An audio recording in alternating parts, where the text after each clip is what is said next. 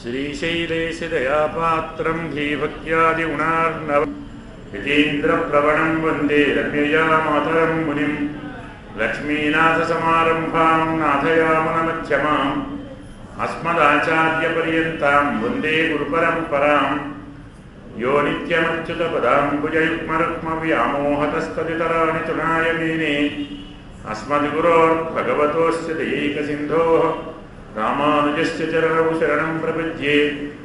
मातापिता युवतयस्तनया विभूतिः सर्वं यदेव नियमेन मदन्वयान् आद्यस्य नः कुलपतेर्वकुलाभिरामं श्रीमत्तदङ्घ्रियुगलं प्रणमामि मूर्ध्ना। भूतं सरश्च महदाह्वयभट्टनाथ श्रीभक्तिसार कुलशेखरयोगिवाहान् भक्ताङ्घ्रिरेणुपरकालयतीन्द्रमिश्रान् श्रीमत्पराङ्कुशमुनिं प्रणतोऽस्मि नित्यं। गुरुमुखमनधीत्य प्राह वेदानशेषान् नरपतिपरितुक्तं शुल्कमादातु कामः। प्रचुरममरवन्द्यं रङ्गनाथस्य साक्षात् विजयकन्तं विष्णुचित्तं नमामि। नीलातुङ्गस्तनगिरितटीसुप्तमुद्बोध्य कृष्णं पारार्ध्यं त्वं स्वोच्छिष्टायां सजिनिगणितं या बलात्कृत्य भुङ्क्ते। गोदातस्यै नमैदनिदं भूयये वास्तु भूयः आण्डाळ दिव्य तिरुवडिगळे शरणम्। अस्मद्गुरुभ्यो नमः।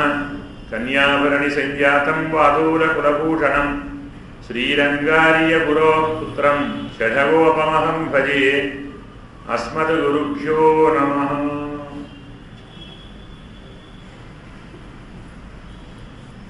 భగవద్బంధువులారా, ఒక ముగ్గురు గోపికలను లేపుకున్నాం. ఆ ముగ్గురిని తీసుకొని నాలుగవ గోపిక వద్దకు వచ్చాం. ఈ నాలుగవ ఉపాయనిష్ఠురాలు, ఉపేయనిష్ఠురాలు. అంటే మనము పరమాత్మను సేవించేటువంటి విధానంలో మనము ఆచరించిన కర్మలను బట్టి పరమాత్మ మనను కరుణిస్తాడు. రోజు గుడికి వెళ్తాం, ప్రదక్షిణం చేస్తాం, అర్చన చేయిస్తాం, అభిషేకాలు చేయిస్తాం, కొబ్బరికాయలు కొడతాం, సేవలు చేస్తాం. ఇవన్నీ మేము చేస్తున్నాం కాబట్టి పరమాత్మ మమ్మలను కరుణిస్తున్నాడు, మాకు మోక్షం ఇస్తాడు, మాకు వరాలిస్తాడు, మా కోరికలు తీరుస్తాడు. ఇలా అనుకునే వారిని ఉపాయనిష్ఠులు అంటారు. అంటే మనము చేసే కర్మే మనకు పరమాత్మను ఇస్తుంది అనుకునేవారు ఉపాయనిష్ఠులు. మనము చేసే పని కాదు, పరమాత్మ తాను దయ తలచాలి అనుకుంటేనే మనకు స్వామి మోక్షాన్ని ఇస్తాడు. యమేవ ఏష వృణుతే తేన లక్ష్య చెప్తుంది ఉపనిషత్తు. పరమాత్మ ఎవరిని వరిస్తాడో వారికి దొరుకుతాడు పరమాత్మ. తప్ప మనము ఆచరించేటువంటి కర్మల వల్ల స్వామి తప్పకుండా కరుణిస్తాడు అన్న గ్యారెంటీ లేదు. ఎందువల్ల? కర్మలు ఆచరిస్తున్న మనము నేను చేస్తున్నాను అనుకుంటాను, నేను గుడికి వెళుతున్నాను, నేను పూజ చేస్తున్నాను, నేను జపం చేస్తున్నాను, నేను తపస్సు చేస్తున్నాను. ఇందులో ఏముంది? అహంకారం. జ్ఞానమని దేన్నంటారు? పరమాత్మ చేయిస్తున్నాడు.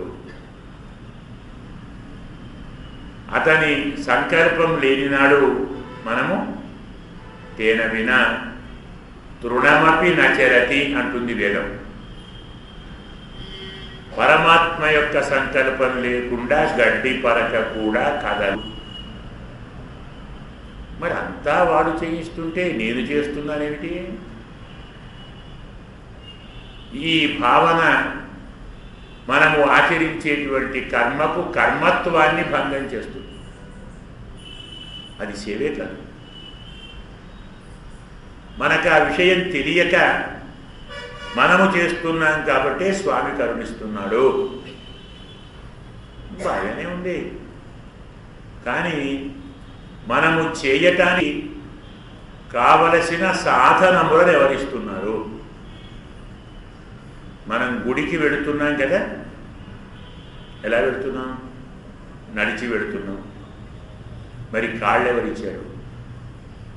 మనం తెచ్చుకున్నామే. పూజ చేస్తున్నాం, పుష్పాలు చేతులతో వేస్తున్నాం. ఆ చేతులు ఎవరిచ్చారు? మనం తెచ్చుకున్నాం.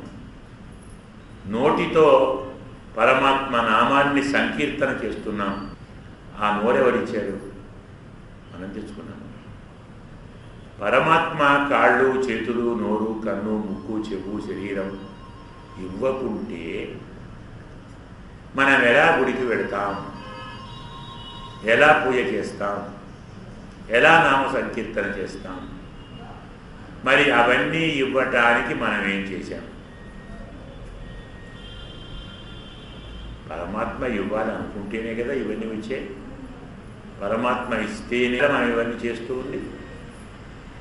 అంటే ఇవన్నీ మనకు పరమాత్మ ఇచ్చి వాటితో పరమాత్మ తనకు కావలసిన సేవలు మనతో చేయించుకుంటున్నాడు.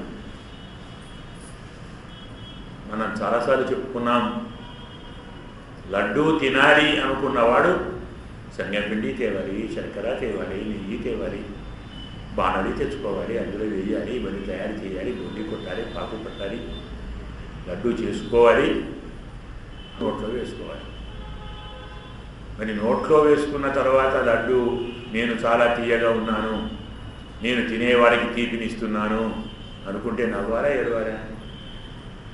తీపి లడ్డు ఇచ్చిందే, అందులో చక్కెర ఎవరేసారు? లడ్డు చేసుకుండే మనం కదా. మనకు ఎలాంటి రుచి కావాలో అలాంటి పదార్థాలను కలుపుకొని దాన్ని తయారు చేసుకొని మనం అనుభవిస్తాం. అలాగే పరమాత్మ ఎలాంటి సేవలు తనకు కావాలో,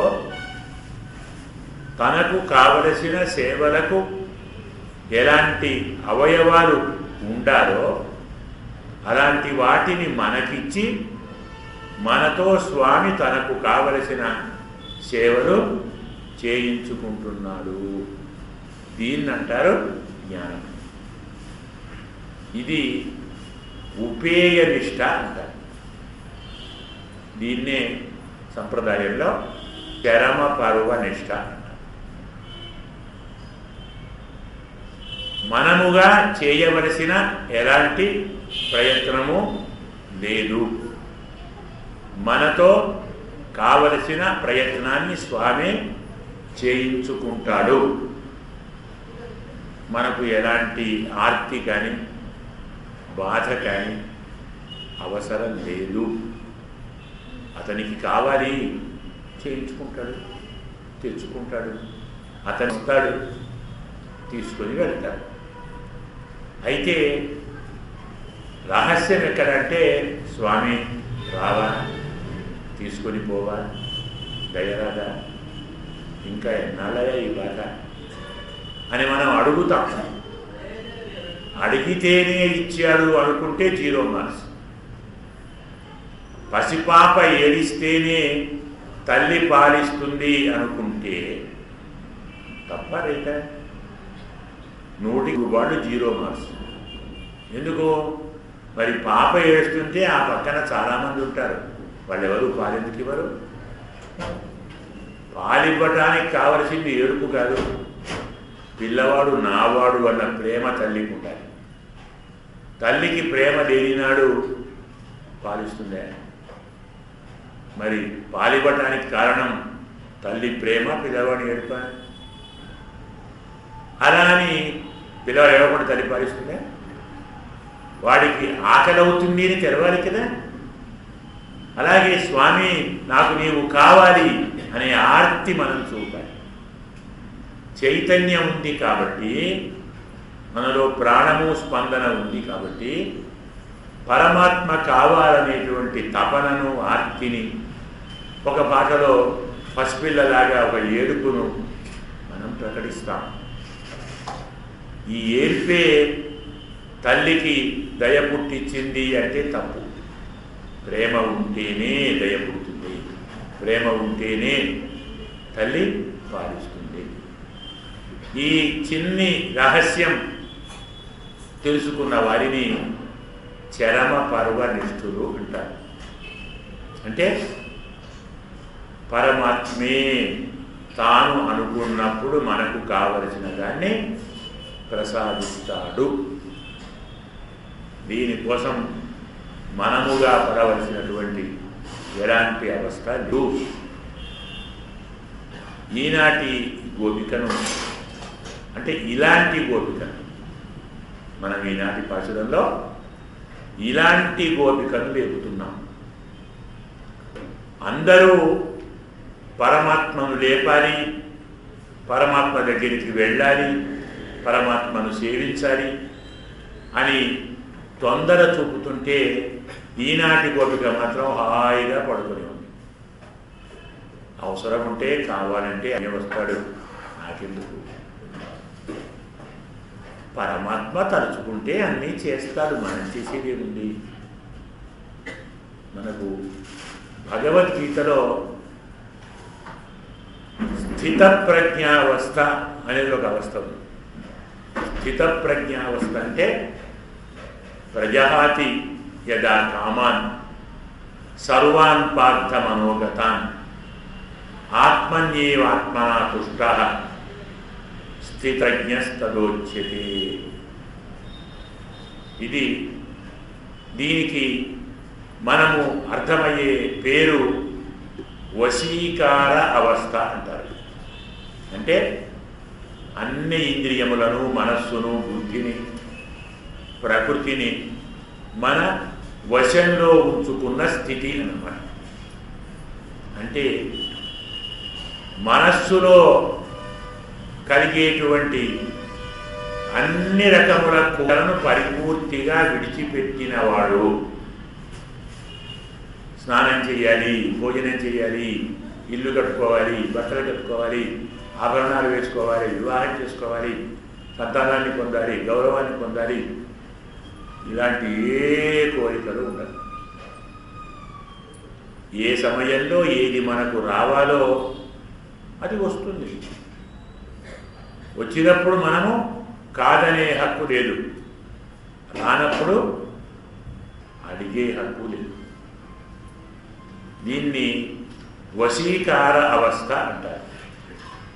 మనకు భాగవతంలో పరమ భక్తాగ్రేసరుడు ప్రహ్లాదుడు ఉన్నాడు. ఈ మహానుభావుడు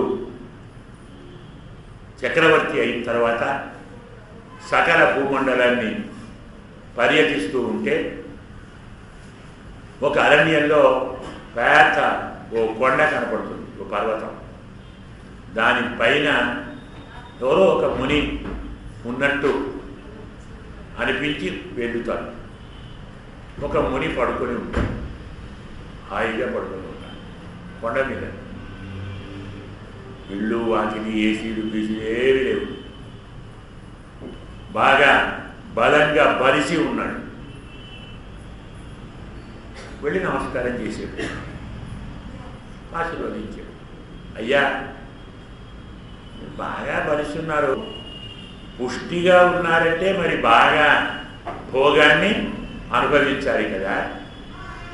మరి భోగాన్ని అనుభవించాలంటే డబ్బులు కావాలి కదా, ధనం కావాలంటే పరిశ్రమ చేయాలి కదా, ప్రయత్నం చేయాలి కదా. ప్రయత్నం చేసిన వారికే ధనం, ధనం ఉన్న వారికే భోగం, భోగం ఉన్న వారికే పుష్టి. కానీ మీకు పై మూడేమి లేదని పడుతున్నాయి. కొండ మీద ఉన్నారు, పరిశ్రమ లేదు, ఆదాయము లేదు, భోగం కూడా లేదు, మరి పుష్టి ఎలా వచ్చింది? మాకు కాస్త ఈ రహస్యాన్ని చెప్తారా ఎవరండి మీ గురువు గారు అంటే ఇలాంటి సాధనాలేవీ లేకుండానే ఫలితాన్ని మీకు అందించిన ఆ గొప్ప గురువు గారు ఎవరు? కాస్త చెప్పి కూడా చదువుకుంటాం, నేర్చుకుంటాం. నాయనా, నాకు 2 గురువులు ఉన్నారు. మధుకార మహా సర్పౌ మాన్యౌ మమ గురుత్తమౌ. నాయన, నాకు 2 గురువులు ఉన్నారు. ఒక గురువు తేనెటీగ,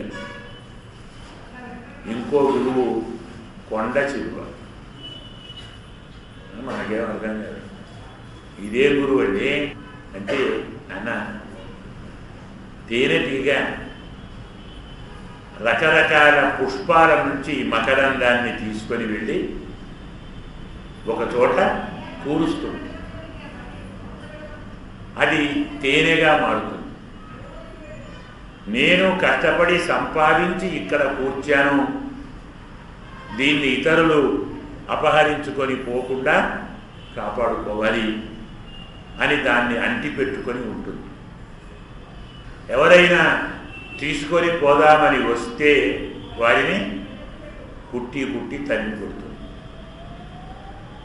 తెలివి గలవాడు వచ్చి పొగ వేస్తేనో, మంట పెడితేనో, గొంగడి కప్పుకొని వస్తేనో విడిచిపెట్టి పారిపోతాయి.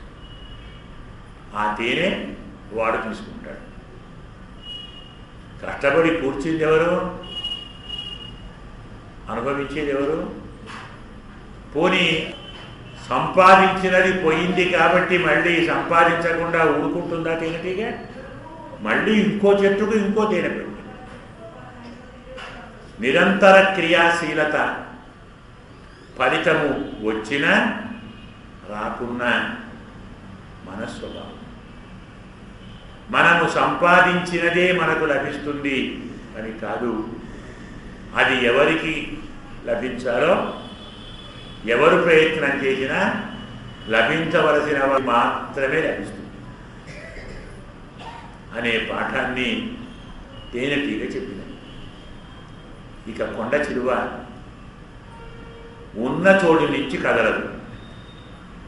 చాలా పెద్ద ఆకారం. తాను ఉన్న చోట తనకు ఎప్పుడు ఎంత ఆహారం లభిస్తే అంతే తీసుకొని పడుతుంది. చీమ దొరికితే చీమే, ఇంకో చిన్న పాము దొరికితే పాము, ఓ సింహం, ఓ ఏనుగు దొరికినా తినేస్తుంది. ఒకే రోజు 4 ఏనుగులను తింటుంది, 4 రోజులు చీమ రాకుండా పడుతుంది. అయ్యో, నాకు ఈరోజు ఏదీ దొరకలేదు, నేను ప్రయత్నం చేసి సంపాదించాలి అనుకోదు. ఈరోజు నాకు చాలా దొరికాయి, సరిపోయాయి, ఇది నాకు ఇంకా ఏమొద్దు అనుకోదు. దొరికినప్పుడు తీసుకుంటుంది దొరికినంత, దొరకనప్పుడు ఊరుకుంటుంది. దీన్ని చెప్తారు ఎదుర్చాలాప సంతుష్ట ద్వంద్వాతీత విమత్సర. పరమాత్మ సంకల్పంతో మనకు ఎప్పుడు ఎంత దొరుకుతుందో దానితోటే తృప్తి పొందాలి అనే పాఠాన్ని కొండ చిలువ చెప్పినది. సంపాదించినది, మనము సంపాదించినది మనకే దొరుకుతుంది అనే నియమం ఏమి లేదు. ప్రాప్తం ఉన్నవాడికే లభిస్తుంది. లభించనంత మాత్రాన ప్రయత్నాన్ని ఆపకూడదు అనే పాఠాన్ని తేనెటీగ చెప్పినది. ఇవి న్యాయంగా స్థితప్రజ్ఞులు అన్నమాట. మనకు ఎప్పుడు ఎక్కడ ఎలాంటిది లభిదో దానితో తృప్తి. లభించిన దాన్ని వద్దనము, లభించని దాన్ని ఆశించము. మనకు భారతంలో, పోనీ భాగవతంలో మనం చాలాసార్లు చెప్పుకున్నాం. ఒక మహానుభావుడు ఉన్నాడు, జడభరతుడు అని. పరమ జ్ఞాని, అవధూత అంటారు. ఆ మహానుభావుణ్ణి వేటగాళ్ళు, ఆటవికులు కాళికాదేవికి బలి ఇవ్వాలి అని అనుకున్నప్పుడు అనుకొని తీసుకొని పోయాడు. పోతే వెళ్ళాడు,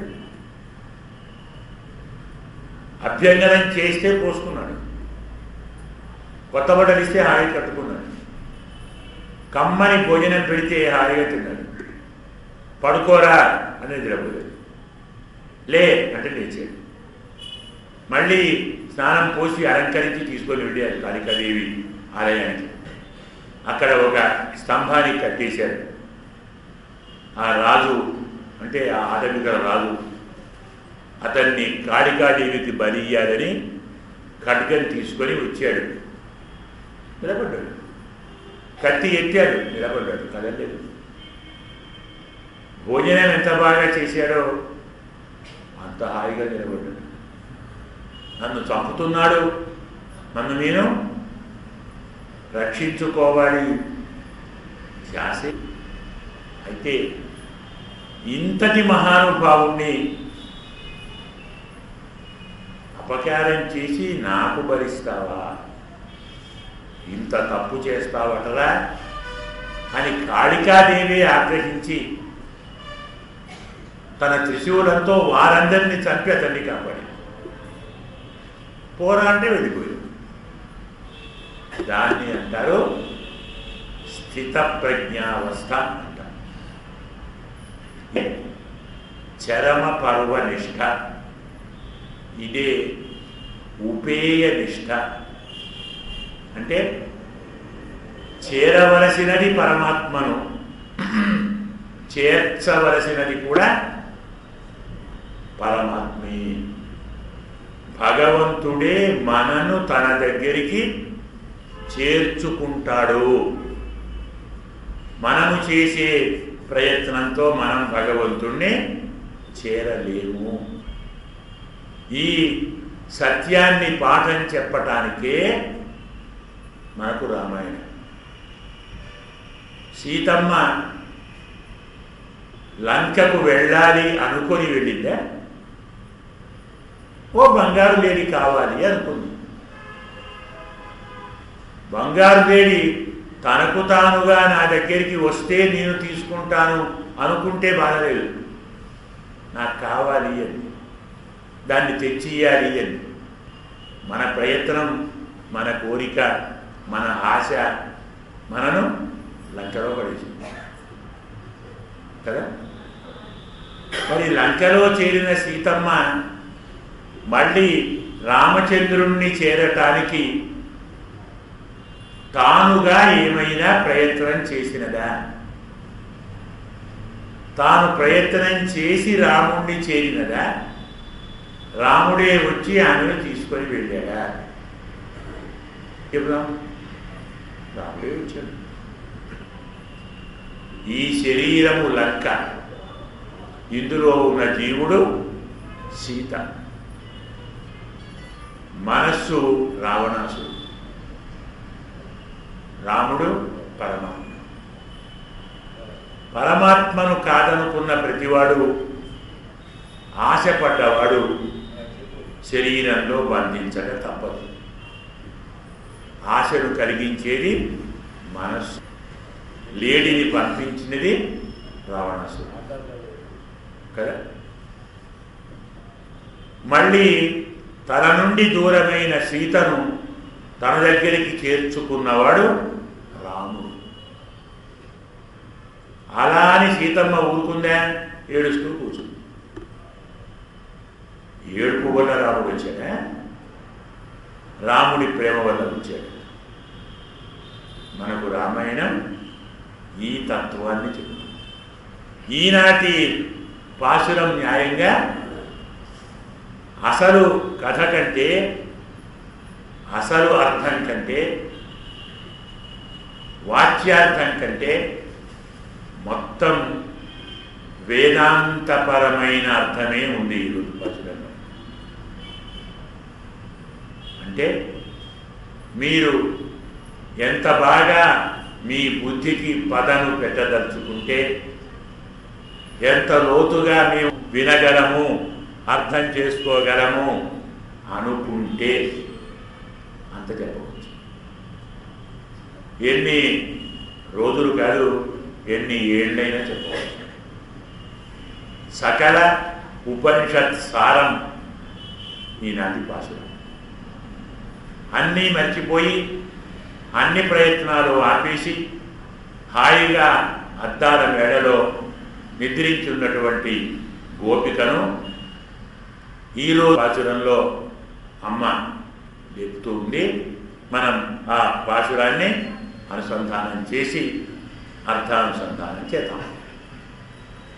தூமணி மாடத்து சுத்தும் விளக்கெரிய தூபன் கமலம் துயிலனமேல் கண்வளரும் மாமான் மகளே மணிக்கதவந்தாள் திருவாய் மாமீரவளை எழுப்பீரோ உன்மகளதான் ஊமையோ அன்னிச் செவியோ அனந்தலோ ஏமப் பெருந்தியல் மந்திரப்பட்டாளோ மாமாயன் மாதவன் வைகுந்தனன் என்றோ நாமம் பலவும் நவின்றேல் ஒரும்பாவாய் ஆண்டாடு திவ்ய திருவடிகளே சரணம்.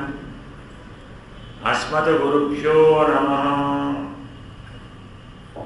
தூமணி மாடத்து சுத்தும் விளக்கு எரிய தூபம் கமலம் துயிலனமேல் கண் வளரும் మామాన్ మగడే. ఇంతవరకు ఒక వాక్యం అంటే తూమణి మాడత్తు పరిశుద్ధమైన మణులతో ఏర్పరిచిన భవనంలో, సుత్తుం చుట్టూ, విళక్కు దీపము దీపములు, ఎరియ ప్రకాశించగా, ధూపం కమలం ధూపము పరిమళిస్తూ ఉండగా, తొయ్యిలనమే పడుకోగానే నిద్రను రప్పించేటువంటి చెయ్యపై కన్వడరం నిద్రిస్తున్న మామాన్ మగడే.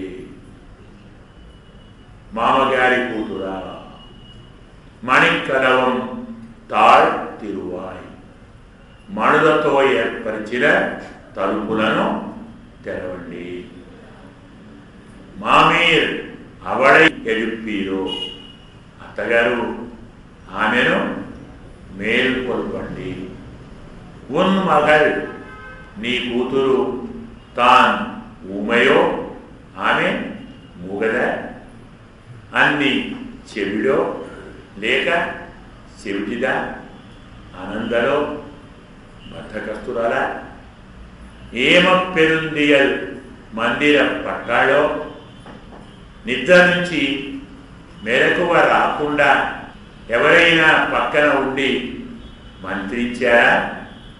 మామాయన్ మహామాయావి, మాధవన్ మాధవ, వైకుంఠం వైకుంఠ ఎన్నెన్నో అని అని నామం పలవు పలు నామములను నవీన్రు కీర్తిస్తూ ఉన్నాము. అయినా లేవా? ఏం చెప్పారు? పరిశుద్ధమైన మణుల చేత నిర్మించబడిన భవనంలో చుట్టూ దీపాలు వెలుగుచుండగా, ధూపము పరిమళించుచుండగా,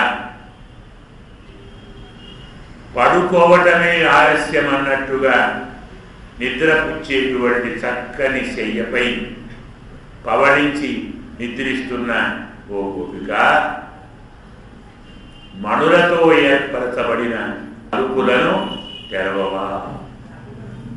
అత్తగారు ఆమెను లేపరా? మీ కూతురు మూగదా, చెవిటిదా, బద్ధకస్తురాలా? నిద్ర నుంచి లేవకుండా ఎవరైనా మంత్రించారా? మహామాయావి, మాధవ, వైకుంఠ అని పలు రకముల పరమాత్మ నామమును కీర్తిస్తున్నాము. లేచిరారా. దీన్నే భావం అని చెప్పుకుంటారు. ఇక్కడ మొదలు మనకు చెప్పినటువంటి మాట తూమణి మాడత్తు, పరిశుద్ధమైన మణులతో ఏర్పరచబడిన భవనము అంటున్నాం. పరిశుద్ధము అంటే ఏమిటి అర్థం? ఎలాంటి దోషములు లేనిది. మనం రెండు పదాలు వాడుతాం సామాన్యంగా. ఒకటి నిర్మలం అని, మరొకటి పరిశుద్ధము. ఈ రెండు పదాలను మనము ఒకే అర్థంలో వాడతాం. అది నిర్మలమైందండి, అది పరిశుద్ధమైందండి. కానీ వాస్తవంగా రెండు ఒకే అర్థాలు కావు. పరిశుద్ధం అంటే వేరు, నిర్మలం అంటే వేరు. ఎందుకు వేరు? పరిశుద్ధము అంటే ఎలాంటి మలినము అంటనిది, ఎలాంటి దోషము లేనిది, ఎలాంటి మురికి తాకనిది. నిర్మలము అంటే దోషము తొలగిపోయినది. నిర్గతము మలం అంటే ఒకప్పుడు కలుషం ఉండేది, దోషం ఉండేది. ఇప్పుడు ఆ దోషం పోయింది. అంటిన బురదను కడిగి వేస్తే దాన్ని నిర్మలం అంటాం. అసలు బురదే అంటకుంటే పరిశుద్ధం అంటాం. దోషం యొక్క స్పర్శ లేని దాన్ని పరిశుద్ధం. ఒకప్పుడు దోషం ఉండి తొలగిపోయిన దాన్ని నిర్మలం. ఇక్కడ అంటాడు పరిశుద్ధమైన మణులు అంది. అంటే ఏనాడు ఎలాంటి దోషము అంటని లేని మణులు అన్నమాట. దోషము లేని మణులతో ఏర్పరచబడిన భవనము. అందులో ఉన్న అమ్మాయి మనకు జీవాత్మ పరమాత్మ ఇద్దరు ఉన్నారు కదా. జీవాత్మలో పరమాత్మ ఉన్నాడు అంతర్యామిగా కదా. పరమాత్మలోనూ జీవాత్మ ఉన్నాడు. అంతః బహిశ్చ తత్సర్వం వ్యాప్య నారాయణ స్థిత. పరమాత్మ లోపల ఉన్నాడు, వెలుపల ఉన్నాడు. అంటే మన లోపల పరమాత్మ ఉన్నాడు, పరమాత్మ లోపల మనము ఉన్నాం. మన లోపల పరమాత్మ ఉన్నప్పుడు మనం పరమాత్మకు ఇల్లు కదా. మనలో ఉన్నాడు, మనం ఇంట్లో ఉంటాం. అయినప్పుడు పరమాత్మ మనలో ఉన్నాడంటే పరమాత్మకు మనము ఇల్లు. మరి పరమాత్మలో మనం ఉన్నామంటే మనకు పరమాత్మ ఇల్లు కదా. మనకు పరమాత్మ ఇల్లు, మనం పరమాత్మకు ఇల్లు. ఇప్పుడు మనము మణి, పరమాత్మ కూడా మణి. మనం ఎలాంటి మణి? నిర్మలమైన మణి. ఒకప్పుడు దోషం ఉండి తొలగించుకున్న మణులం మనం. ఎన్నడూ దోషము అంటని మణి పరమాత్మ. అపహత పాప్మ విజయ విమృత్యు విశ్వ విజిగిత్స అపిపాస సత్యకామ సత్య సంకల్ప.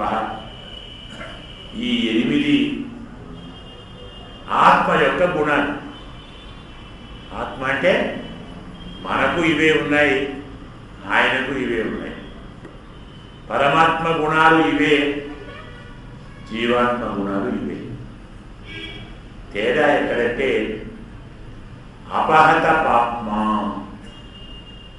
అన్ని పాపములు లేనివాడు పరమాత్మ. అన్ని పాపములను తొలగించుకున్నవారం మనం.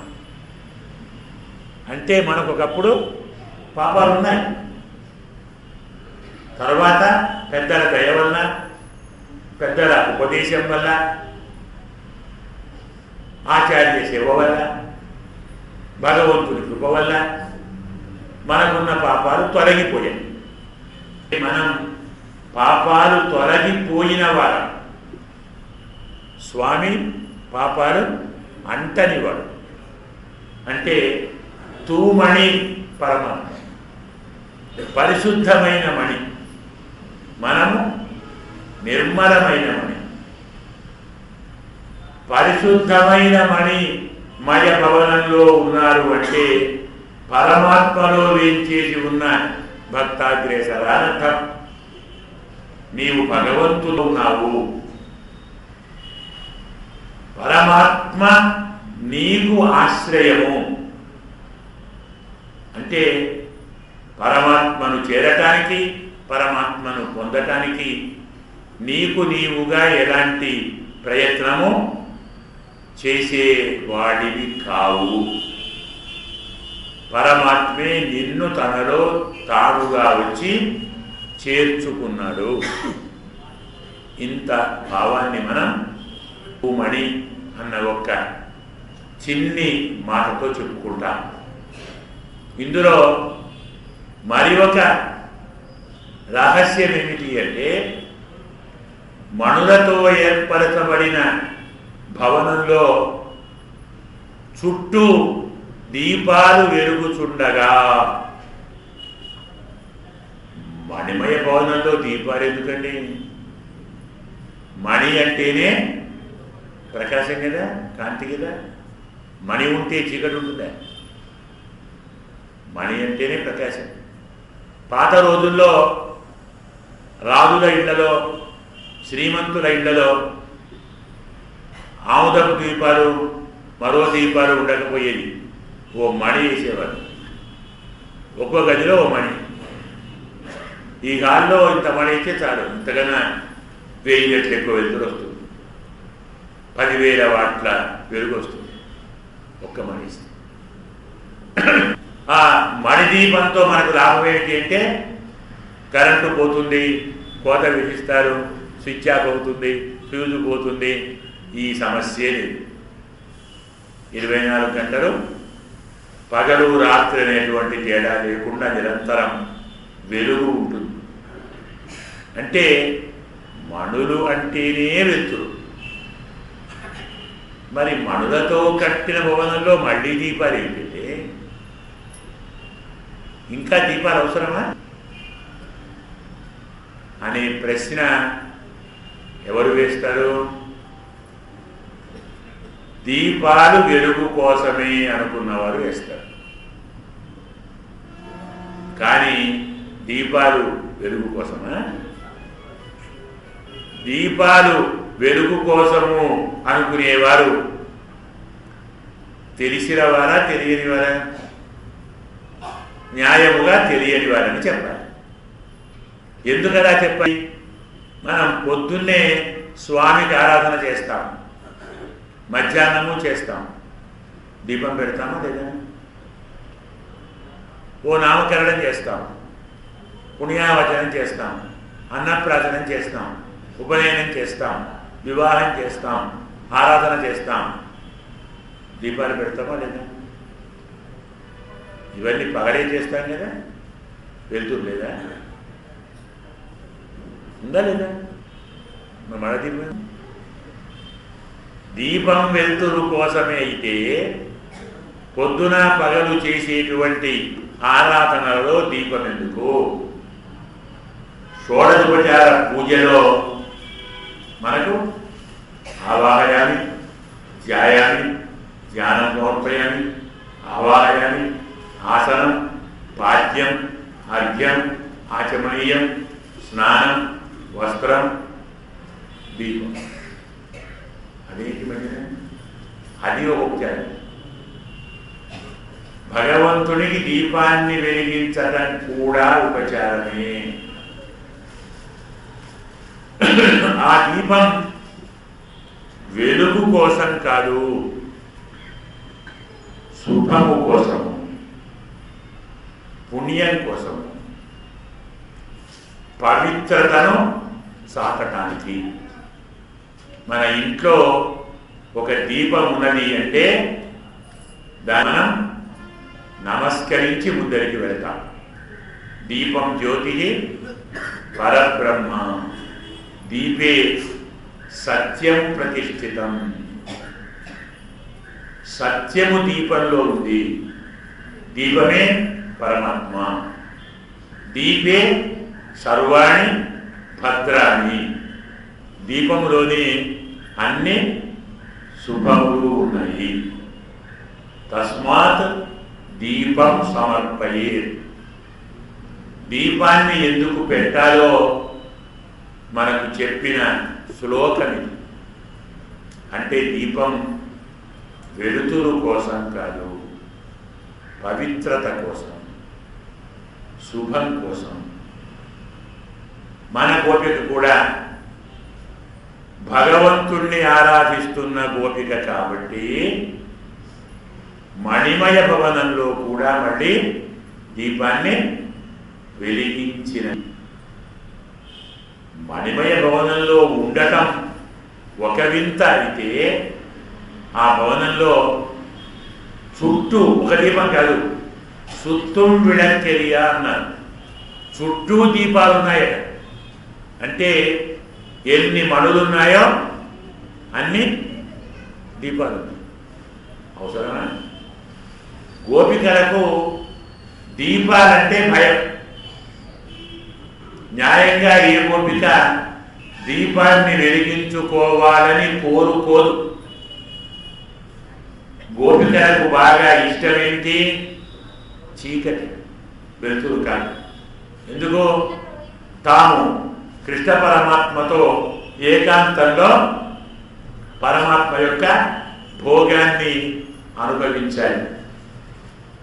మరి కృష్ణ పరమాత్మతో భోగానుభవాన్ని 10 మంది చూస్తే పరువు పోదు, పరిస్థితి 10 మందికి తెలిస్తే ఇబ్బందే కదా.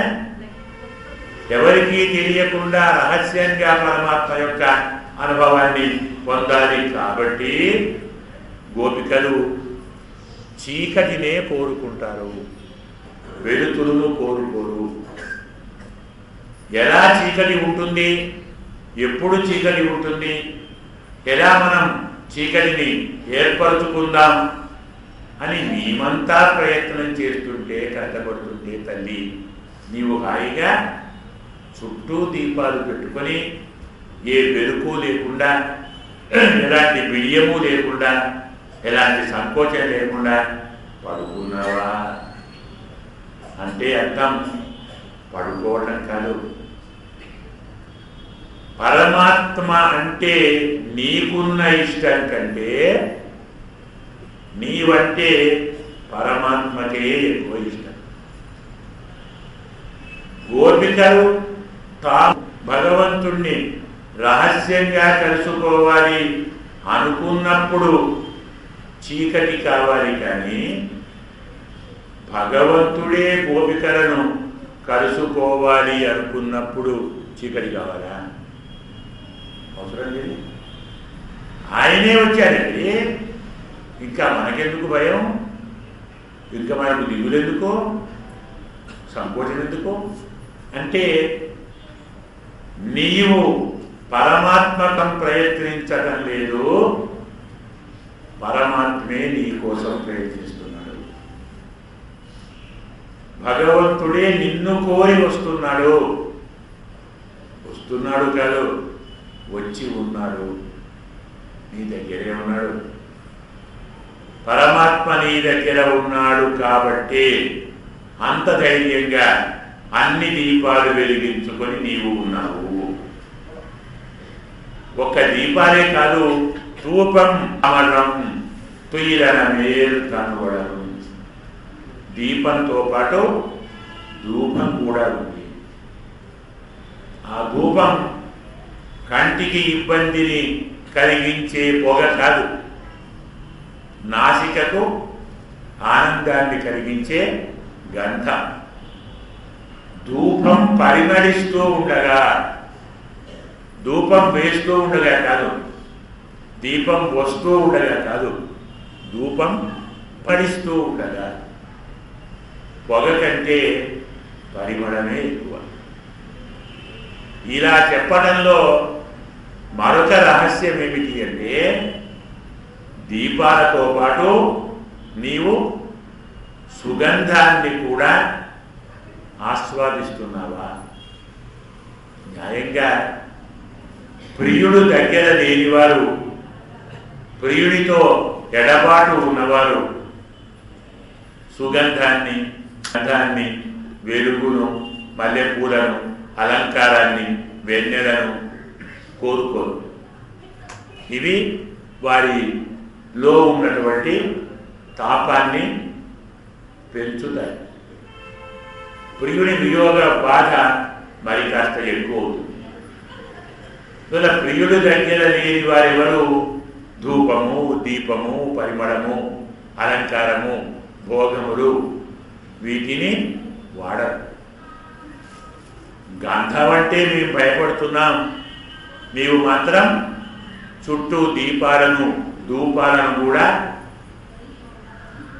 ఏర్పరచుకొని ఆ సుగంధాన్ని ఆస్వాదిస్తున్నావు అంటే అర్థం ఏమిటి? పరమాత్మ భగవంతుడు నీ దగ్గరే ఉన్నాడా? అందరము కలిసి ఆ స్వామిని లేపుదామని, ఆ స్వామిని సేవిద్దామని అనుకున్న దాన్ని నీవు ఉల్లంఘించావా? ఒక్కదానివే రహస్యంగా పరమాత్మ అనుభవాన్ని పొందుతున్నావా? దానికి తోడు మణిమయ భవనం, చుట్టూ దీపాలు, దాంతో సుగంధభరితమైనటువంటి ధూపము, ఇవి కాక తుయిరనమేల్ కన్వడరు, పడుగానే నిద్ర వచ్చేటువంటి చెయ్యనట.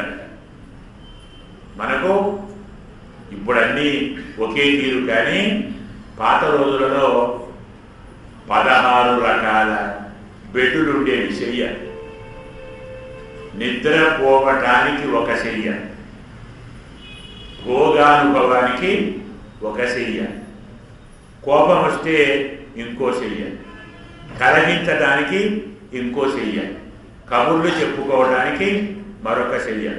అంటే ఆ చెయ్య పైన వారు కూర్చున్నా పడుకున్న అర్థం ఏమి చేయటానికి వచ్చారో తెలిసిపోతున్నారు.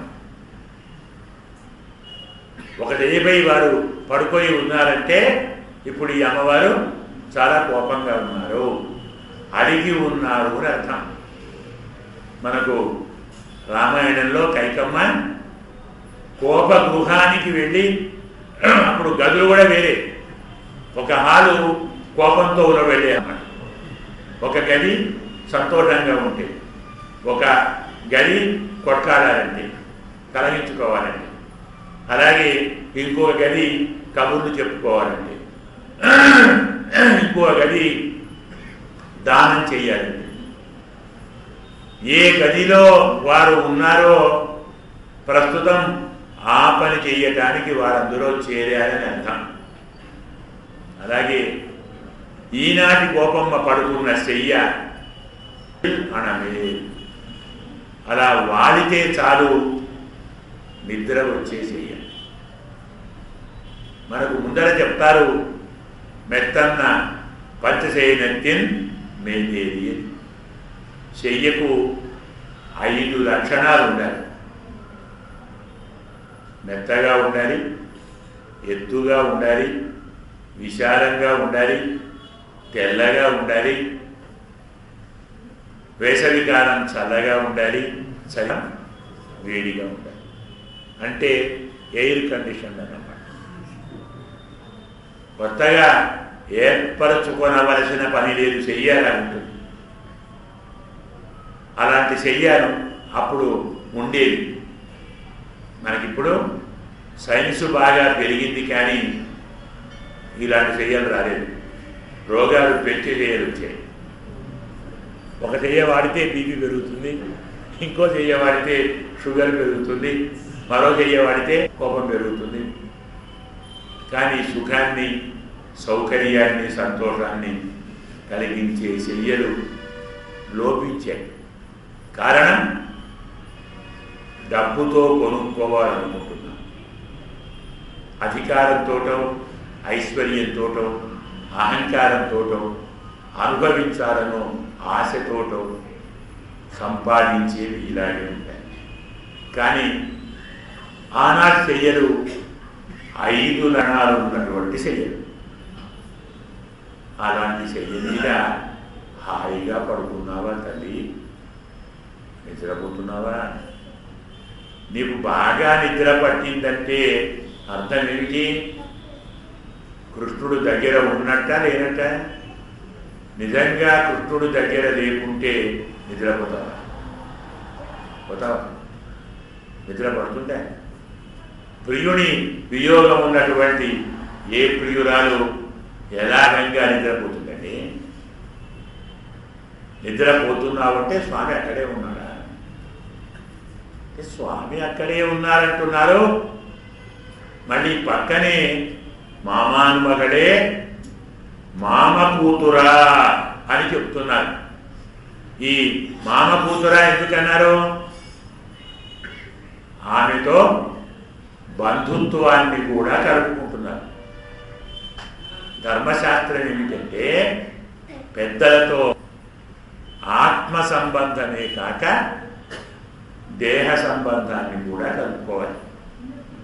బంధుత్వాన్ని కూడా కూర్చుకుంటే మన వాళ్ళే వాళ్ళు. ఫలానా వారు మాకు మామగారు, ఫలానా వారు మాకు అన్నగారు, ఫలానా వారు పినతండ్రి లేదా పెద్దండ్రి లేదా మరొకటి. ఒక బంధుత్వం ఉంటే మనను వారు కూడా కాస్త అభిమానిస్తారు కదా. అయ్యో మా అబ్బాయి అండి, మా అమ్మాయి అండి, మా కోడలండి, మా చెల్లి. ఒక సంబంధాన్ని కూర్చుకుంటే వారు కూడా అభిమానిస్తారు. మనము కష్టపడి సంపాదించవలసినటువంటివి, పరమాత్మను చేరటానికి పొందవలసిన, చేయవలసిన, కూర్చుకోవలసిన కర్తవ్యాలను భగవద్ రామానుజుడు తమ అవతార సమాప్తి సమయంలో చెప్పాడు. శ్రీభాష్యం ద్రవిడమ ప్రవచనం శ్రీశస్థలేషు అన్వహం వాస. తరించాలి అంటే బ్రహ్మసూత్రములకు వ్యాఖ్యానం చేశారు రామానుజుల శ్రీభాష్యం అన్నారు చెప్పుకున్నాం. అలాంటి శ్రీభాష్యాన్ని అధ్యయనం చేయండి. అది శాస్త్రం అండి, మాకు అర్థం కాదు అంటే భగవద్ విషయాన్ని ఛేదించండి. అయ్యా అది కూడా మాకు అర్థం కాదండి అంటే దివ్య క్షేత్రాల్లో నిల్వ చేయండి. ఇలా చెప్పుకుంటూ వెళ్ళి వెళ్ళి వెళ్ళి ఇవేవి మా వల్ల కావు అంటే చివరికి చెప్తాడు, యద్వా భాగవత అభిమాన వసతి, పెద్దల ప్రేమను పొందండి. పెద్దలతో వీరు మావారు అనిపించుకోండి. అంటే మా వాళ్ళు, మా తమ్ముడు, మా అన్న, మా మరిది, మా అక్క, మా చెల్లెలు, మా తల్లి, మా తండ్రి, ఏదో ఒక సంబంధం వారితో పెట్టుకుంటే, మంచి వారితో సంబంధం పెట్టుకుంటే, పెద్దలతో సంబంధం పెట్టుకుంటే మనకు ఎలాంటి ఆపదలు రావు. అదే సంబంధం మనం దుష్టులతో పెట్టుకుంటే ఏ ఆపద రాకుండా పోదు, అన్నీ మనకి వస్తాయి. ఉదాహరణ కావాలి అంటే శ్రీకృష్ణ పరమాత్మ పాండవులను మమ ప్రాణాహి పాండవ, పాండవులు నా ప్రాణము అన్నారు. పాండవులలో ఒక్కడైనా పోయాడండి యుద్ధంలో? అదే ధృతరాష్ట్రుడు మామకా కౌరవులు నా వాళ్ళు అన్నాడు. ఒక్కడైనా మిగిలాడా? ఆలోచించండి. చెడ్డవారితో సంబంధం పెట్టుకుంటే మనం లేదా అవుతాం. మంచివారి అభిమానాన్ని పొందితే మనం పోకుండా ఉంటాం. మనకు ఎలాంటి ఆపదలు రావు. పరమాత్మ కూడా తన భక్తులకు కావలసిన వారిని త్వరగా దయచూస్తాడు. మనకు మహానుభావుడు ఉన్నాడు, యామునాచార్య వారు అని వినుంటారు పెద్దలంతా. ఆ యామునాచార్య వారు పరమాత్మను ప్రార్థిస్తూ, స్వామి నన్ను దయ చూడండి, ఎందుకంటే నేనెవరో మీకు వద్దులేండి, మా తాతగారు మాత్రం నాథమునుడు, పితామహం నాథమునిం విలోక్య ప్రసీద మద్వృత్తం అచింతయిత్వా. నా నడవడి, నా చరిత్ర, నా ప్రవృత్తి గురించి మీరు పట్టించుకోకుండా మా తాతగారు నాథమునులు అని నన్ను కాపాడండి. నాథమునులంటే స్వామికి చాలా అత్యంత ప్రియమైన భక్తుడు. మీకు బాగా ప్రియమైన భక్తునికి నేను మనువణ్ణి, నన్ను కాపాడవయ్యా. ఇలా పెద్దలతో సంబంధాన్ని కూర్చుకోవడం పరిపాటి. అందుకే మామాను మగడే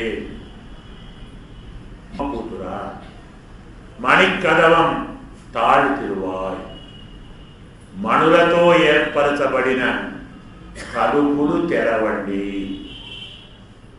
ఆ భవనం ఎంత బాగా ఉంది అంటే గోడలన్నీ మణులేనట. మణులతో గోడలు కట్టారు, మణులతోటే తలుపులు చేశారు. తలుపులు మణిమయములే, భవనము మణి. ఎందుకు ఈ మాట చెప్తున్నారంటే, ఆ తలుపేదో మీరే తీసుకొని రండేమి, నేను వచ్చి తీయాలా అంటే, అమ్మా అన్నీ మణులే కదా, ఎక్కడ తలుపులు ఉన్నాయో ఎక్కడ గోడలు ఉన్నాయో మాకేం తెలుస్తుంది? ఇల్లు నీది కాబట్టి నీకు తెలుస్తుంది, తలుపేదో గోడేదో మాకది తెలియదు. అందుకే వచ్చి ఆ తలుపును మీరు తీయవండి అని చెప్పి, మామీర్ అవడై ఎరుపీరో, ఇంతగా బయట ఉన్న గోపికలు లోపలున్న ఆమెను లేపే ప్రయత్నం చేస్తున్నా, లేపుతున్నా ఆమె లేవలేదు, కదలలేదు, పలకలేదు, ఉలుపు లేదు. అయితే ఆ భవనం మణిమయ భవనం కాబట్టి, ఇంచుమించు అద్దాల మేడ లాంటిది కాబట్టి లోపల ఉన్నదంతా బయట కనబడుతుంది. ఇలా వీరు బయట లేపుతూ ఉంటే లోపల పడుకొని ఉన్న ఆమె పక్కన ఆమె తల్లిగారు ఉన్నారు. ఆమె లేవమ్మా, మాట్లాడవమ్మా, వాళ్ళు పిలుస్తున్నారు, ఇది మర్యాద కాదు అని చెప్తూ ఉన్నట్టు అనిపించినది. దాన్ని చూచి మామీర్ అవడే పీలో, అత్తగారు ఆమెను లేపండి, బయట ఉన్న మేము పిలిచి లేపుతుంటే ఆమె లేవటం లేదు, మీరు పక్కనే ఉన్నారు కదా, పిలిచి లేపండి. ఎలాంటి సమాధానం లేదు. ఉన్మగల్ తాన్ ఊమయో, అత్తగారు మీ కూతురు మూగదా? ఇప్పటిదాకా ఆమె కూతురా అన్నారు, ఆమె అన్నారు, ఫలితం లేదు. ఇప్పుడు మీ కూతురు అంటున్నారు. అంటే వేరు చేస్తున్నారు. మీరు వేరు, మేము వేరు, మీకు మాకు ఎలాంటి సంబంధం లేదు. చెప్పాం కదా, పెద్దవారు సంబంధం లేదు అంటే మనం నరకంలో సీటు మనకు ఖాయం, రిజర్వ్డ్ అన్నమాట. వేరే ఆలోచన అవసరం లేదు. ఆ భయంతో త్వరగా లేచి బయటికి వస్తుందేమో అని ఉన్ మగళ్ నీ కూతురు అయినా కదలికలేదు. తాను ఊమయో మూగనా మాట్లాడదా అన్ని చెవిడో ఆమెకు చెవుడా విందాదా అనందరో బద్ధకమా ఎందుకలా అంటున్నారు? ఏమని మందిరం పట్టాడు? ఎవరు పిలిచినా ఎవరెంత ప్రయత్నం చేసినా లేవకుండా గాఢంగా నిద్రపోయేలా ఎవరైనా మంత్రించారా? అర్థమైందా? ఎవరు మంత్రించేవారు? పక్కనే ఉండాలి కదా. కృష్ణయ్య పక్కనే ఉన్నాడా?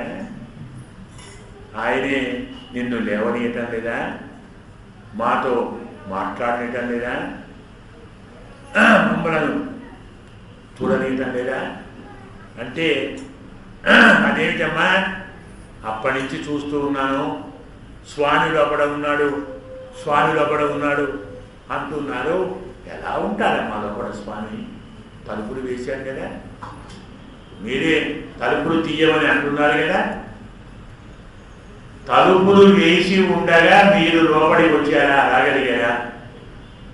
లేదు కదా. మరి ఆయన ఎలా వస్తారు? మీరు లోపలికి రాలేనప్పుడు, తలుపులు అలాగే వేసి ఉన్నప్పుడు అతను మాత్రం ఎలా లోపలికి వస్తాడు? అమ్మా, ఈ కబుర్లు మాకు చెప్పకు, ఆయన ఏమిటో మాకు తెలుసు. ఎలాంటి వాడు కృష్ణ పరమాత్మ? మామాయన్, మహామాయన్. ఎంత మాయగాడు స్వామి అంటే, ఇక్కడ ఉంటాడు, అక్కడ ఉంటాడు, అన్ని చోట్ల ఉంటాడు. ఎంత మాయగాడు కంటే ఇంతమందిని ఇక్కడ ఉండి బాధపడుతుంటే అందరినీ కాదని నీ ఒక్కదాని దగ్గరికి చేరుతాడా? ఒక కథ చెప్తారు మనకు. పద్మపురాణంలో ఒక చమత్కారమైన కథ ఒకటి ఉంది. సత్యభామ గారు కృష్ణ పరమాత్మను బయటికి వెళుతుంటే, స్వామి స్వామి ఈరోజు త్వరగా రావాలి, ఫలానా పండుగ ఉంది, మనం కాస్త వేడుకలు చేసుకోవాలి, త్వరగా రావాలి. ఓ అలాగే అన్నాడు. వెళ్ళిపోయాడు. రావద్దు, ఆయన రాణిస్తారా? ఎందుకు రానియరు? ఎంతమంది అండి? 17 16,000 మంది, పైన ఇంకో 8, ఇంకా పైన ఏమో ఉంటే ఉండొచ్చు, ఉన్నారు కదా వాళ్ళంతా. ఇంతమంది ఉంటే టైంకు రాగలడా స్వామి? ఓ అరగంట 30 గంట ఆలస్యమైంది. సత్యభామ చూచి చూచి అలిగింది, కోపం వచ్చేసింది. ఆలస్యం చేస్తావా అని సంగతి చెప్తా అని తలుపులు బిగించేసింది, గడియ పెట్టింది. మళ్ళీ మనస్సు మారుతుందేమని తాళమేసింది. వేసి తాళచెయ్యి దూరంగా విసిరివేసి, అంటే దగ్గర ఉంటే మరి తలుపు తీయాలి కానీ పిలిస్తే తాళచేయలేదు అంటే అయిపోతుంది. అన్ని ఏర్పాట్లు చేసి తాను వచ్చి చెయ్యి మీద నడుము వాల్చింది. నడుము వాలిస్తే మెత్తగా తగిలింది చెయ్యి దగ్గర. ఇదేమిటి చూస్తే కృష్ణుడు ఒళ్ళే ఉంది అని అక్కడే ఉన్నాను. అయ్యో మీరు ఎప్పుడు వచ్చారు? వచ్చానా? రావడం ఏంటి? నేను ఇక్కడే ఉన్నాను కదా. లేని వాళ్ళు వస్తారు, నేను రావడం ఏమిటి? నేను బయటికి పోయానా?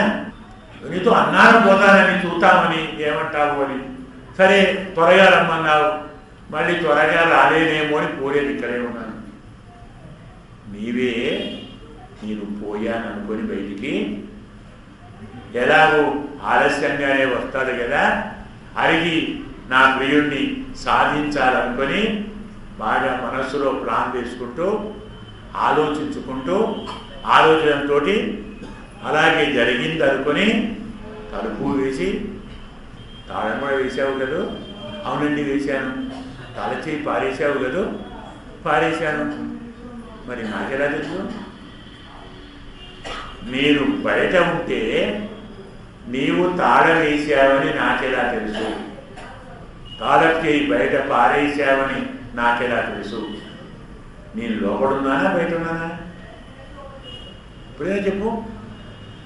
ఇవన్నీ చూస్తుంటే లోపల ఉన్నావనే అనుకోవాలి. అప్పటికి నాకు కనపడలేదు కదయ్యా. నీ ఇక్కడే ఉన్నాను, నువ్వే చూడలేదు. నువ్వు ఆలోచనలో ఉన్నావు. ఇంత మాయగాడే. అంతటా ఉన్నవాడు రావటం ఏమిటి, పోవటం ఏమిటండి? మనమంటే రావాలి, పోవాలి.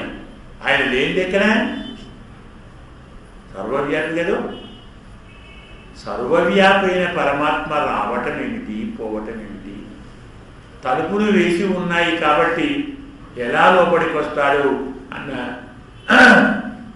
అమాయకంగా అడగటమా? ఆయన మహామాయావి. అంతేకాదు, మాధవన్ లక్ష్మీదేవికి భర్త కూడా. అదెందుకు? మన చెప్పుకున్న జ్ఞాపకం అనుకుంటాను. క్షీరసాగరంలో దాగి ఉన్న లక్ష్మీదేవిని బయటికి తెప్పించడానికి ఆ స్వామి దేవతలతో రాక్షసులతో కదా క్షీరసాగరాన్ని మదనం చేయించి మనం బయటికి తెప్పించాడు కదా. తమకు అమృతం కావాలని దేవతలందరూ కోరుకుంటే, రాక్షసులు కోరుకుంటే, వారి సంగతి పక్కకు పెట్టి తాను కావాలనుకున్న లక్ష్మీదేవిని బయటకు తెప్పించుకున్నవాడు కదా. అంటే భగవంతుడు కావాలని మేము కోరుకోవటం కంటే తాను ఎవరిని కావాలనుకుంటాడో ఆ దగ్గరికి ఆయనే వస్తాడు. ఆయన నీవు కావాలనుకున్నాడు, నీ దగ్గరికి వచ్చాడు. ఇంత భావాన్ని మాధవన్ అంటే అనుకోగానే రాగలడా, చేరగలడా, అడ్డంకు ఉండవా? అంటే అయ్యో అమ్మా అలా అంటావు. వైకుంఠం స్వామికి పేరేమిటి? వైకుంఠుడు. వికుంఠ, కుంఠ అంటే అడ్డు, బాధ, ఇబ్బంది. వికుంఠ ఇవేమీ లేనివాడు, అడ్డు లేనివాడు, బాధ లేనివాడు, ఎదురు లేనివాడు. ఎదురులేని పరమాత్మకు చేయరాని పని అంటే చేయలేని పని ఏదైనా ఉందా? ఏమైనా చేయగలడు. కాబట్టి స్వామి నీ దగ్గరే ఉన్నాడేమో తల్లి, తప్పు తెరవు. ఆ పరమాత్మను నీతో పాటు మాకు దర్శనమిప్పించి అతని కటాక్షాన్ని మా మీద పడవేయవా. ఇలా మనం ఒక అర్థాన్ని చెప్పుకున్నాం. మొదలే చెప్పాను, ఈనాటి పాశురంలో ఉన్న అర్థమంతా వేదాంతపరమైన అర్థమే. మణులతో ఏర్పరిచిన భవనమని చెప్పటంలో, మణి అని చెప్పటంలోని రహస్యం ఏమిటి అంటే, మణులు 9 రకాలు. నవవిధ మణులు అంటే నవరత్నాలు అంటాం కదా, అవి. ఎలాగైతే రత్నాలు 9 పరమాత్మకు మనకు ఉన్నటువంటి సంబంధాలు కూడా 9. నవవిధ సంబంధాలు. పితాచ, రక్షక, శేషి, భర్త, జ్ఞేయ, స్వామి, ఆధార, ఆత్మ, భోక్త. ఈ 9 మనకు స్వామికి ఉన్నటువంటి సంబంధం. పిత మనందరికీ ఎవరు న్యాయంగా తండ్రి?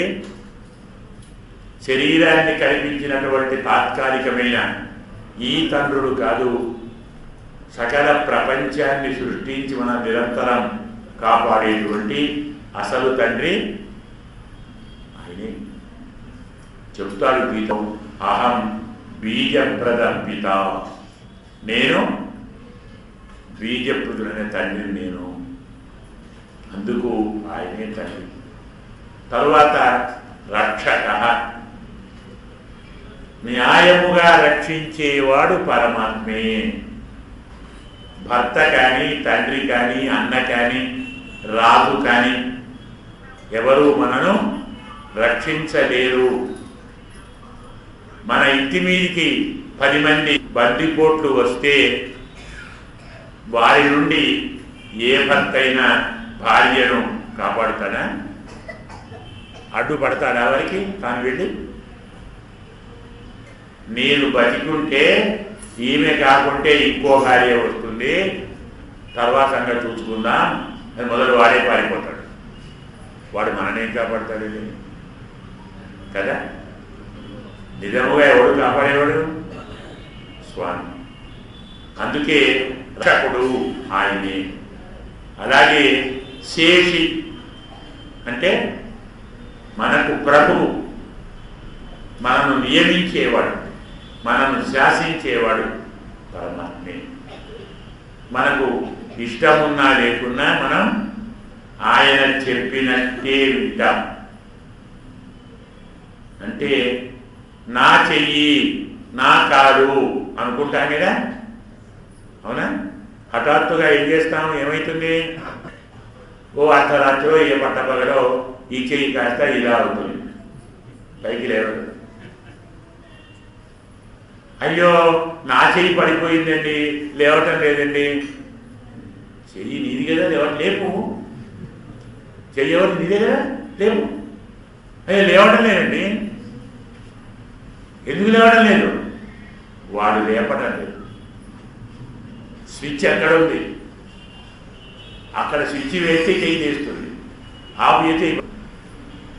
ఇప్పుడు చెయ్యి నీదే వాడిదా? ఎవరిదండి చెయ్యి?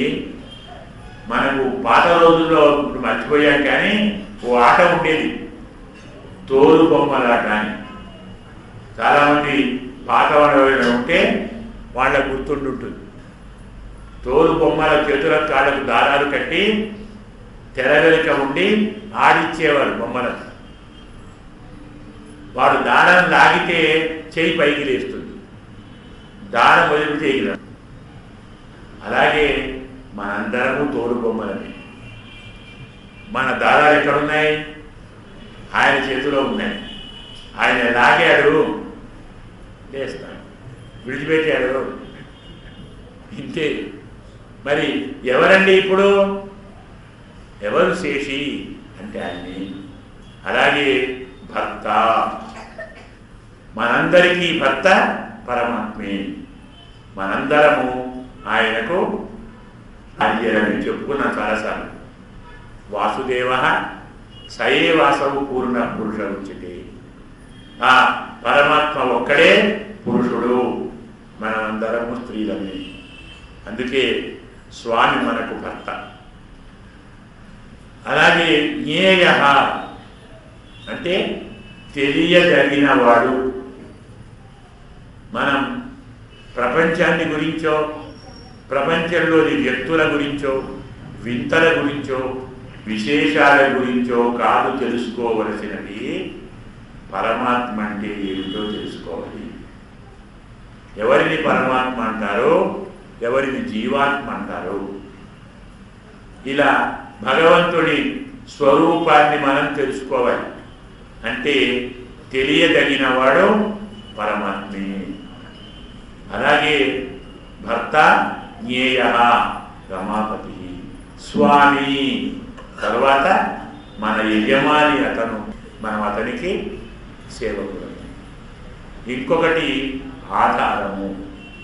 మనందరికీ ఆధారం పరమాత్మ. మనము అతనిని ఆధారం చేసుకుని ఉండేటువంటి ఆధేయులము. తథా ఆత్మ, ఆ స్వామి మనకు ఆత్మ, మనం అతనికి శరీరము.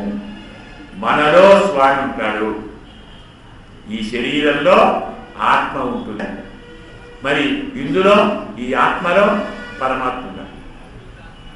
ఆత్మకు ఇది శరీరమైతే పరమాత్మకు ఆత్మ శరీరము. అందువల్ల అతనే ఆత్మ. స్వామి ఆత్మ చెప్పుకున్నా. భోక్త తొమ్మిదవది అతను అనుభవించేవాడు, మనము అనుభవించబడవలసినవాడు. చెప్తుంది వేదం, అహమన్నం అహమన్నం అహమన్నం. నేను అన్నమును నేను అన్నమును అని మనం స్వామితో అనాలి. స్వామి అహమన్నాద అహమన్నాద అహమన్నాద అంటాడు. అంటే నేను తినేవాణ్ణి. అనుభవించేవాడు పరమాత్మ, అనుభవించబడవలసిన వారం మనం. అందుకే ఆయన భోక్త, మన భోగ్యం. ఇలా పరమాత్మకు మనకు 9 విధముల సంబంధములు ఉన్నవి. ఇది మనకు తూమణి మాడద్దు అన్నదానికి అర్థము. సుత్తం విళక్కు ఎరియ. రెండోది దీపం. దీపం అంటే ఏమిటి? శాస్త్రము. హర్తుం తమ సతీవ విమోక్తుమి వివేక్తుమీచ మానం ప్రదీప ఇవ కారుణికో దదాతి. ఏది సత్యమో, ఏది అసత్యమో, ఏది నిత్యమో, ఏది నశించేదో, ఏది శాశ్వతమో, ఏది నశ్వరమో తెలిపేది శాస్త్రం. ఆ శాస్త్రమే అజ్ఞానం అనే చీకటిని పోగొట్టి జ్ఞానం అనేటువంటి వెలుగును మనకు ప్రసాదిస్తుంది. కాబట్టి దీపం అంటే శాస్త్రము. మరి ధూపం అంటే తెలుసుకుంటే లాభం లేదు, తెలుసుకున్న దాన్ని ఆచరించాలి. జ్ఞానం భార క్రియాం వినా. ఆచరణ లేని జ్ఞానము వ్యర్థము. అందరూ నిజమునే మాట్లాడవలను, నాకు బాగా తెలుసు, నేను మాత్రం అబద్ధమే చెప్తాను. ఒప్పుకున్నావా? ఇలాంటి జ్ఞానంతో లాభం ఏంటి? కాబట్టి దీపం అంటే శాస్త్రజ్ఞానము, ధూపం అంటే ఆచరణ. అలాగే మరేం కావాలి? ఇలాంటి ధూపమునకు సుగంధం. సుగంధం అంటే ఏమిటి? ఆచరణ మీద అభినివేశం, అంటే పట్టుదల. నేను తప్పకుండా ఇలాగే చేస్తాను అనే పట్టుదలను మనము గంధముగా చెప్పుకుంటాం. దానికి తోడు పడుకోగానే నిద్రించేటువంటి పరుపు అని చెప్పుకున్నాం కదా. ఈ పరుపు ఏమిటండి? దీన్ని విశ్వాసము అంటారు. భగవంతుణ్ణి ఆరాధిస్తున్నాం, భగవంతుణ్ణి సేవిస్తున్నాం, భగవంతుని నామాన్ని కీర్తిస్తున్నాం. కానీ మనకు ఆయనంటే విశ్వాసం లేదనుకోండి, పరిస్థితి ఏంటి? ఏదో అందరూ పోతుంటే నేను గుడికి పోతున్నాను, దండం పెట్టారు నేను పెడుతున్నాను, దండం పెట్టాను కాపాడతాడా? ఏదో ఊరుకోదుగా పెడుతున్నాం. దీనివల్ల ఎలాంటి ప్రయోజనం లేదు. విశ్వాసం కావాలి. ఇది పరుపు. మామాన్ మగడే. మనకు గురువుగారు మామగారట. గురువుగారు మామగారు ఏంటండి అన్యాయం అంటున్నారా? కాదు. లక్ష్మీదేవి తల్లి కదా, ఆమె తమ్ముడు ఎవరు? చంద్రుడు కదా. మనకు ఆయన కదా ఆచార్యుడు. మనం చెప్పుకున్నాం, సూర్యుడు అంటే భగవంతుడు, చంద్రుడంటే గురువుగారు చెప్పుకున్నాం కదా. మనకు భగవంతుడు అర్థం కాదు, భగవంతుడు చెప్పిన శాస్త్రము అర్థం కాదు. అదే శాస్త్రాన్ని గురువుగారు చెప్తే బాగా అర్థం. ఎండ మనకు పడదు, అదే ఎండను చంద్రుడు చల్లబరిచి ఇస్తే వెన్నెలా మనకు కావాలి. భగవత్ తత్వాన్ని గురువుగారు చెప్తే ఆనందంగా వింటాం. సూర్య భగవానులను చల్లపరిచి వెన్నెలగా ఇస్తే హాయిగా స్వీకరిస్తాం. అందువల్ల చంద్రుడంటే ఆచార్యుడు, కాబట్టి ఆయనే మామగారి. మణికదవం తాడు తెరవాయ్. మణులతో చేసిన తలుపు గడియ తీయండి. తలుపులు రెండుంటాయి కదా. మనకు కూడా 2 తలుపులు ఉన్నాయి. చాలామంది అహంకారం, మమకారం అంటారు. అంతకంటే కాస్త లోతుకు వెళ్ళాలి. అంటే భగవంతుడి మీద మనకు భక్తి ఉంది, భగవంతుడు అంటే మనకు ప్రేమ ఉంది. ఎందుకు? భగవంతుడు చాలా అందగాడు, దివ్యమైన సౌందర్యం కలవాడు. పరమాత్మ సౌందర్యం ఎంత గొప్పది అంటే మనకు రామాయణంలో చెప్తారు. రామచంద్రుడు అరణ్యానికి వెళ్ళినప్పుడు అక్కడ ఋషులందరూ కూడా రామచంద్రుడి సౌందర్యాన్ని చూచి బ్రహ్మకి ఏమైనా బుద్ధి ఉందా అని వాడిని తిట్టారు. బ్రహ్మ మధ్యన వాడేం చేశాడు? ఎందుకు తిట్టారు బ్రహ్మను? ఇంత అందగాన్ని మా ముందర పెట్టి మమ్మల్ని అందరినీ మగవాళ్ళుగా సృష్టిస్తారా బ్రహ్మ? మనకి బుద్ధి ఉంది. మమ్మల్ని అందరినీ ఆడవారిగా సృష్టించి ఉంటే ఈ స్వామిని తనివి తీరా అనుభవించేవారు కదా. బ్రహ్మ ఋషులు, జ్ఞానులు, వివేకం గలవారు, అలాంటి వారే పరమాత్మ సౌందర్యానికి మోహాన్ని చెందారు. అంటే మనకు పెద్ద మోహాన్ని కలిగించేది పరమాత్మ సౌందర్యం. రెండవది పరమాత్మ మీద భక్తి. ఈ 2 తలుపులట. అవి తలుపులేమిటి? దేనికి తలుపులు? మనంతంగా ఎవరిని సేవించాలి? మొదలు ఎవరిని ఆశ్రయించాలి? గురువు గారిని ఆశ్రయించాలి కదా.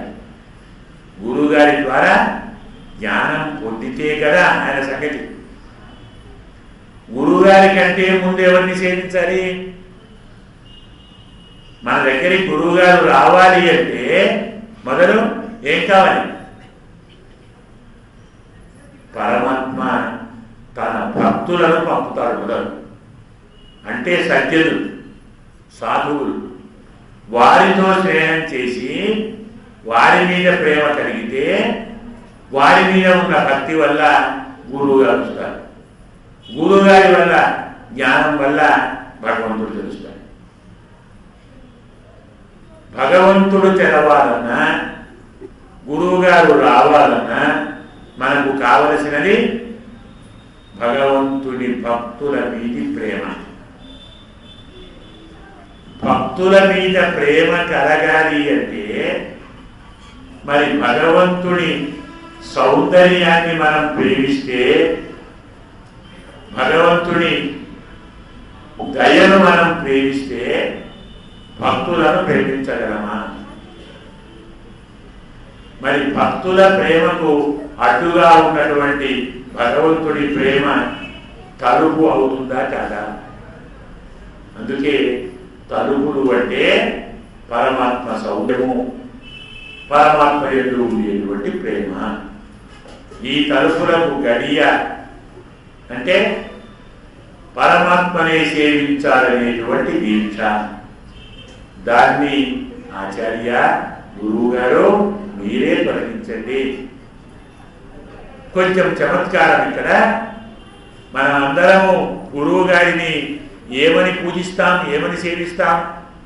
భగవంతుడు అంటే చెప్పండి, భగవంతుడి దయను చెప్పండి, భగవంతుడి స్వరూపాన్ని చెప్పండి, భగవంతుడి స్వభావాన్ని చెప్పండి అని ప్రార్థించే మనం మొదలు ఏం ప్రార్థించాలి? పరమాత్మ సౌందర్యం యందు ప్రేమ లేకుండా చేయండి. భగవంతుడి దయ మీద ప్రేమ లేకుండా చేయండి. భగవంతుడిని కొలవాలని భక్తి లేకుండా చేయండి. ఇదే ప్రార్థన. అవి ఉంటే నిన్ను ప్రేమించలేమయ్యా. గురువు గారిని పూజించాలంటే, గురువు గారిని సేవించాలంటే, గురువు గారిని ఆరాధించాలంటే, గురువు గారిపై భక్తి కలగాలంటే మరి పరమాత్మ యందు భక్తి ప్రేమ తగ్గాలి కదా. అది మణిక్కదవం తాడు తిరువాయి. ఇప్పుడు ఎలాగూ మామీర్ అవడై ఎది పీరో మనం అత్తగారని చెప్పుకున్నాం, ఆమెని చెప్పుకున్నాం, ఆచార్యుడికి ఉండేటువంటి సంబంధం అనన్యత్వం అంటాం. పరమాత్మ తప్ప మరో దిక్కు నాకు లేదు, పరమాత్మ కంటే వేరే ఉపాయం లేదు. పరమాత్మే ఉపాయం అనుకున్న వారికి అనన్యగతిత్వం అనేటువంటిది తల్లి. చరమ ఉపాయ నిష్టకు తల్లి అంటే అనన్యోపాయత్వము, అనన్యగతిత్వము. ఇది మనకు భగవదేకోపాయ నిష్టను కలిగించాలి.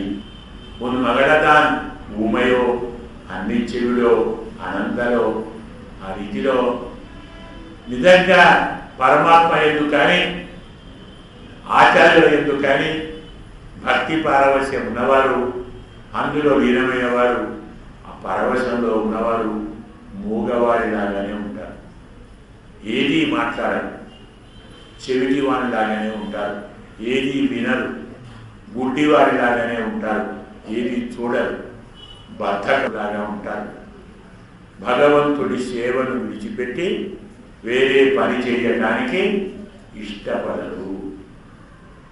ఎలాగైతే భగవంతుడు మహామాయావో ఆచార్యుడు కూడా సంసారం అంటే ఇంత పెద్ద మోజున్న మనను భగవంతుని యందు భక్తిగా మార్చిన వాడు మరి మహామాయవే కదా.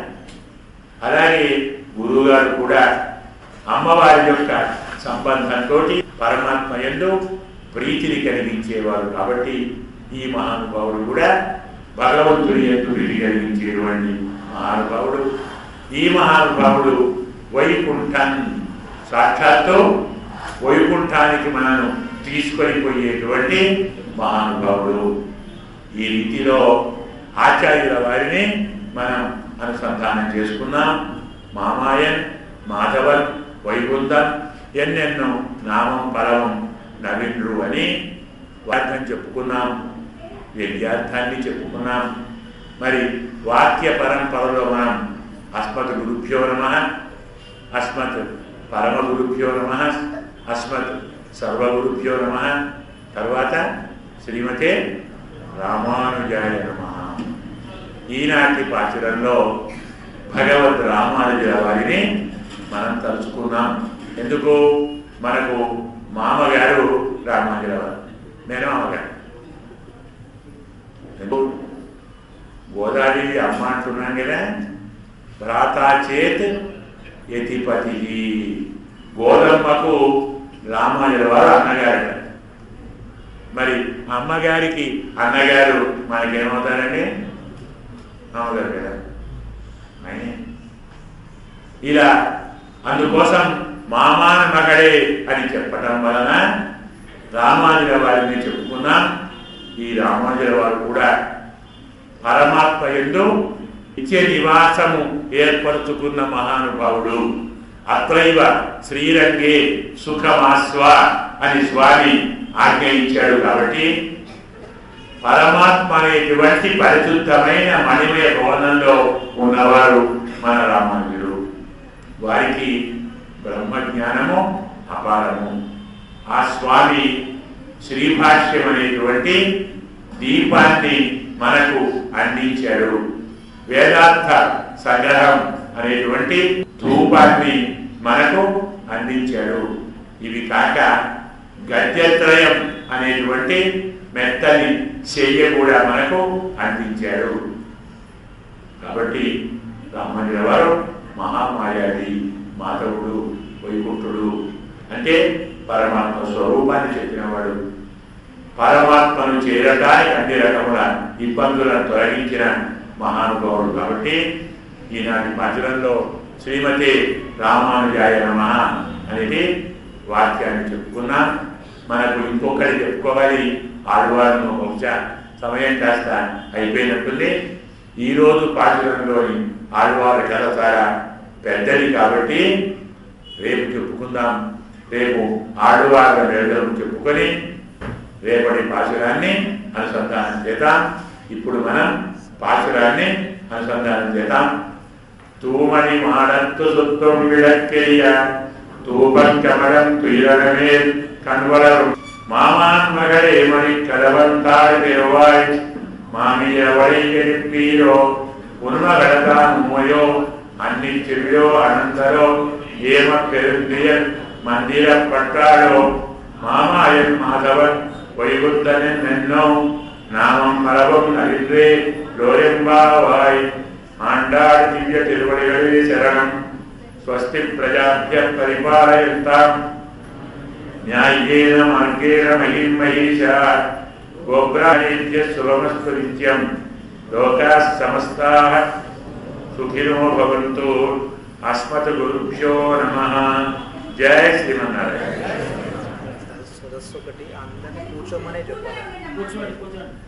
ఎవరు లేవకండి అందరూ కూర్చోవాలి రేపు 25 డిసెంబరు మన ఆండాళ్ నిలయంలో 27వ తిరుప్పావై ప్రవచనాలలో జరిగేటువంటి 14వ సదస్సు అంటే జంట నగరాలలో తిరుప్పావు చెప్పేటువంటి పండితులందరినీ మనం రేపు మన ఆండాళ్ నిలయంలో చూస్తాం. అందరూ ఇక్కడికి వస్తారు. వారు వచ్చి ఓ 10 నిమిషాలు 5 నిమిషాలు వారి అనుభవాన్ని తిరుప్పావై మీద వారి భావనను అమ్మవారి మీద వారికి ఉండేటువంటి తిని మనకు వారి వారి తీరులో చెప్తారు. అంటే మనం ఒకే రోజు జంట నగరాలలోని అన్ని తిరుప్పావు ప్రవచనాలను వినే భాగ్యం లభిస్తుంది. ఒక్క ఇక్కడే వింటున్నాము, మరి 2 చోట్ల ఉన్నాయి కదా, ఇంచుమించు 40 చోట్ల ఉన్నాయి తిరుప్పావు జంట నగరాలు. ఒక 25 మంది దాకా మనం వారందరూ వస్తారు. వారి వారి అమృతమయమైనటువంటి సూక్తులతో మనకు తిరుప్పావు వైభవాన్ని అందిస్తారు. ఈరోజు ఎంత శ్రద్ధ ఆసక్తి ఉత్సాహంగా వచ్చారో ఇంతకంటే రెట్టింపు ఉత్సాహంతో ఇంతకంటే ఎక్కువ మంది రేపు రావాలి. సదస్సు బాగా జరిగితే నేను ఇదివరకు కూడా ఒకసారి చెప్పాను, ఆండాళ్ నిలయం భక్తులకు సరిపోలేదు అని మన నింద అనిపించాలి. లక్ష్మమ్మ కాదు, నిందాదేవికి అనిపిస్తే ఇలాంటి భవనం ఇంకోటి తయారవుతుంది. అది తిరుప్పావై ప్రవచన భవనం అవుతుంది. అది మనమందరం కలిసి ఏర్పాటు చేసుకోవాలి. మీరు ఎంత బాగా ఎక్కువ మంది వస్తే అన్ని భవనాలు తయారవుతాయి. మన హృదయం పరమాత్మ నివాసానికి భవనం అవుతుంది. కాబట్టి రేపు మీరందరూ ఇదే ఉత్సాహంతో ఉదయం 10 గంటలకు కదా, ఉదయం 10 గంటలకు సదస్సు ప్రారంభమవుతుంది. అందరూ వచ్చి తిరుప్పావై ప్రవచనాలను సేవించి ఆండాళ్ దయకు పాత్రులు కావాలి అని కోరుతున్నాం. జయ శ్రీమన్నారాయణ. సోచ్చిష్టమాలికా బంధయంత బంధురజిష్ణవే విష్ణుచిత్తతనూజాయై గోదాయై నిత్యమంగళం శ్రీమత్యై విష్ణుచిత్తార్యమనోనందనహేతవే.